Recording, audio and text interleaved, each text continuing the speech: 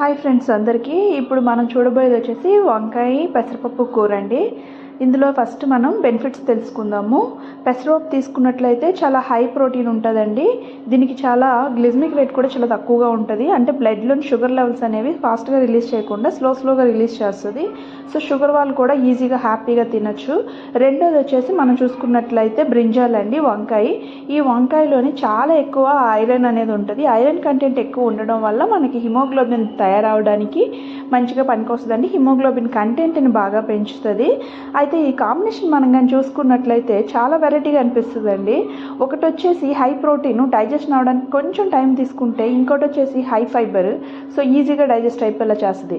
అయితే ఈ రెండింటినీ కూడా లైట్గా పులిపేసుకున్నట్లయితే పొట్ట బ్లోటింగ్ లేకుండా హ్యాపీగా డైజెస్ట్ అయ్యి చక్కగా తినేలాగా ఉంటుందండి ఈ కూర. అసలు మన పూర్వీకులు ఎలా అండి ఇలాంటి డిఫరెంట్ కాంబినేషన్స్ తోటి కూరలు రెడీ చేసేసి ఆరోగ్యాన్ని పెంచుకునే వాళ్ళు. ఎంతైనా సరే వాళ్ళు గ్రేట్ కదా. ఇంకో విషయం ఏంటంటే అందరూ అంటారు కదా, మన వంటిల్లే ఆరోగ్య నిలయమని. మన వంటింట్లో ఏవైతే మనం తింటామో అవే మన ఆరోగ్యాన్ని డిసైడ్ చేస్తాయి. అంతేనండి. ఇంకా ఈ కూర మనం చూసుకున్నట్లయితే బాగుంటుందండి. చాలా టేస్టీగా, కొంచెం లైట్గా పుల్లగా భలేగా ఉంటుంది. ఇంకెందుకు ఆలస్యం, మీరు కూడా ఈ కూరని ట్రై చేసేసి ఈ వీడియోలో చూసిన విధంగా ట్రై చేసి తినేయండి. అంతే, టాటా, బాయ్.